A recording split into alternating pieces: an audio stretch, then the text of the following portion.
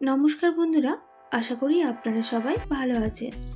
Prius cooking ব্লগে আবারও একটি নতুন রেসিপিতে আপনাদের সবাইকে স্বাগত জানাই।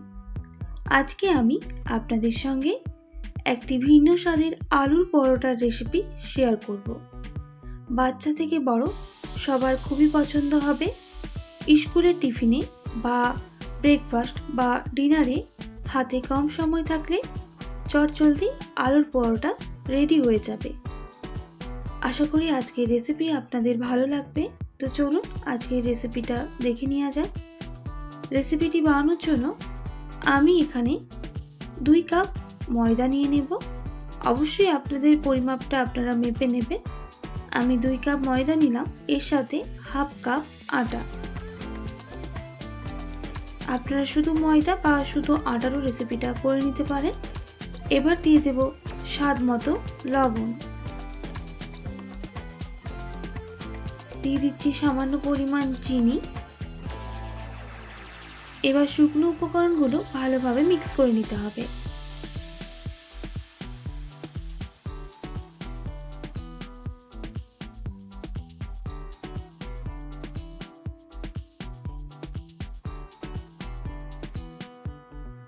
শুকনো উপকরণগুলো মিক্স হয়ে গেলে সামান্য সাদা তেল দিয়ে দিলাম। এবার ভালোভাবে ময়দার সাথে মেখে নিতে হবে। শুকনো উপকরণগুলো ভালোভাবে মেশানো হয়ে গেলে অল্প অল্প জল দিয়ে একটা ডো তৈরি করে নিতে হবে।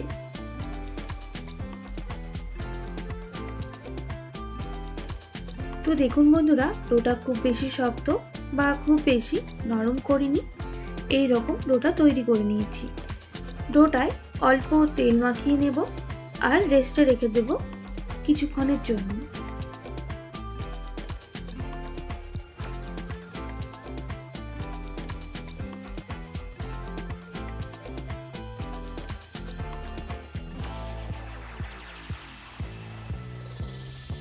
এরপর আমি আলুর পুরটা রেডি করে নেব। তাই আমি এখানে নিয়ে নিয়েছি সেদ্ধ আলু, প্রায় 6 থেকে 7টা মতো। এবার এগুলোকে ভালোভাবে আমি মাখিয়ে নেব।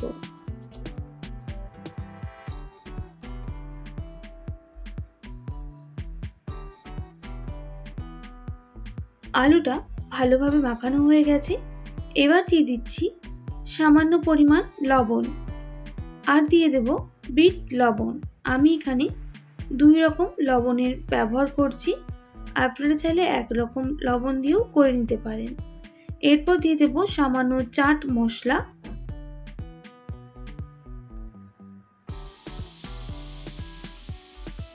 আর দিয়ে দেব চিলি ফ্লেক্স।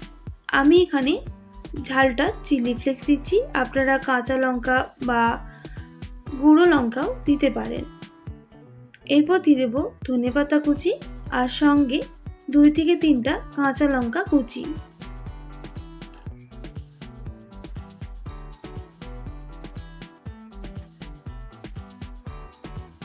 এবার সমস্ত উপকরণ ভালোভাবে মিশিয়ে নিতে হবে।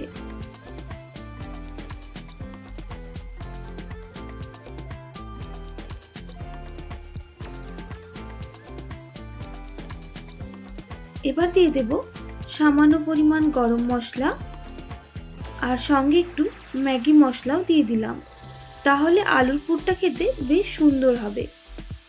আবারও আমি ভালোভাবে মিশিয়ে নিচ্ছি। যেহেতু আমি সম্পূর্ণ নিরামিষ পদ্ধতিতে বানাচ্ছি, তাই টমেটো কুচি অ্যাড করলাম। এখানে আমি একটা বড় সাইজের টমেটো অ্যাড করলাম। আবারও ভালোভাবে মিক্স করে নিতে হবে। এরপর আমি এদিকে ডোটা বেশ কিছুক্ষণ পর ঢাকনাটা সরিয়ে দেব। আর দেখুন ডোটা কতটা নরম তুলতুলে হয়ে গেছে। এবার হাত দিয়ে একটু মাখিয়ে নিচ্ছি। এরপর ওই ডো থেকে ছোট ছোট আমি লেচি করে নেব।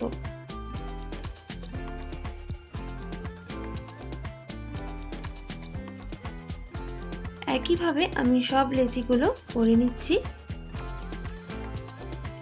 এরপর ওই লেচিগুলোই আমি হাত দিয়ে একটু পাকিয়ে নেব।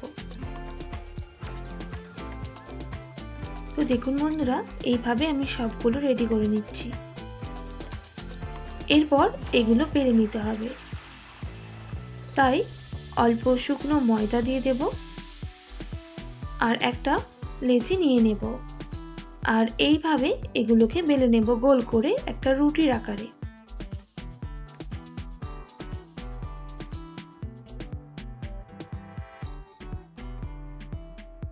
তো দেখুন বন্ধুরা, আমি রুটির আকারে বেলে নিয়েছি। এরপর যে আলুর পুরটা রেডি করে রেখেছিলাম এর উপরে দিয়ে দিতে হবে।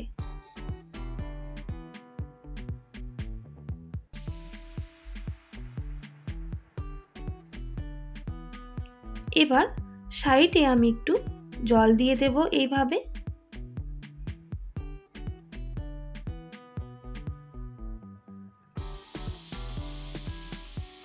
এবার আমি রুটিটা ভাঁজ করে নেব।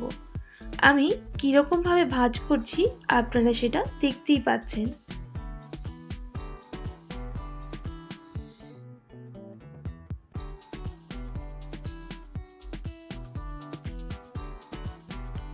তো দেখুন বন্ধুরা, একটা কিন্তু আমাদের রেডি হয়ে গেল।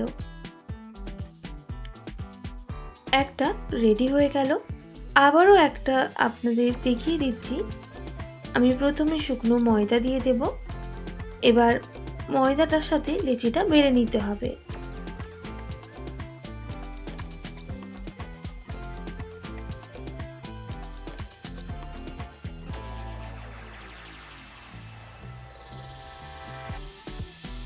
রুটির আকারে বেলা হয়ে গেলে এই রকম আলুর পুরটা আমি দিয়ে দেব আর একই পদ্ধতিতে আমি সাইডে জল লাগিয়ে নেব, তাহলে আমাদের ভাঁজ করার সময় একটুকুনো ভাঁজটা খুলে যাবে না।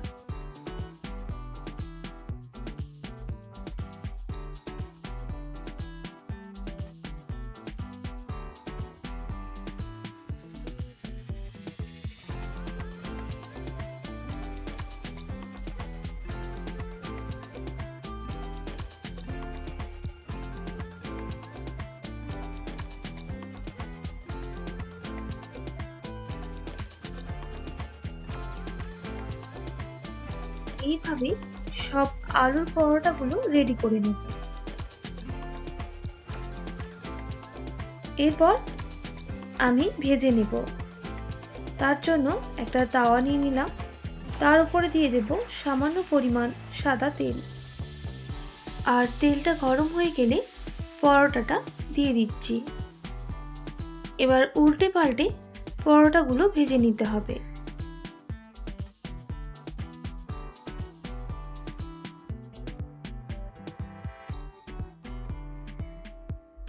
তো দেখুন বন্ধুরা, আমি উল্টে পাল্টে পরোটাটা লাল করে ভেজে নেব।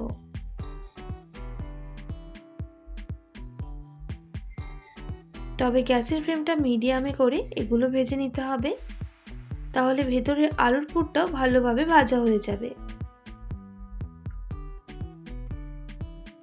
তো দেখুন, এটা কিন্তু লাল করে ভাজা হয়ে গেছে। এবার আপনাদের একটু সামনে থেকে দেখিয়ে দিই আর নামিয়ে নিচ্ছি। একইভাবে আবারও একটা পরোটা আমি দিয়ে দেব আর উল্টে পাল্টে লাল করে পরোটাটা ভেজে নিতে হবে।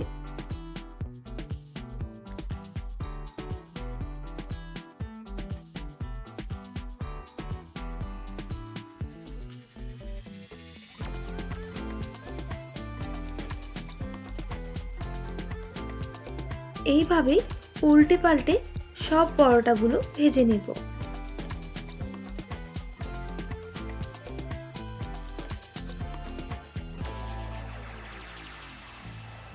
তো দেখুন বন্ধুরা, সব পরোটাগুলো ভাজা হয়ে গেছে। দেখতে কতটা সুন্দর হয়েছে আপনারা দেখতেই পাচ্ছেন, আর কতটা নরম তুলতুলে আর ভেতরটা পুরে ভর্তি। আপনাদের সেটা একটা কেটে দেখিয়ে দিই।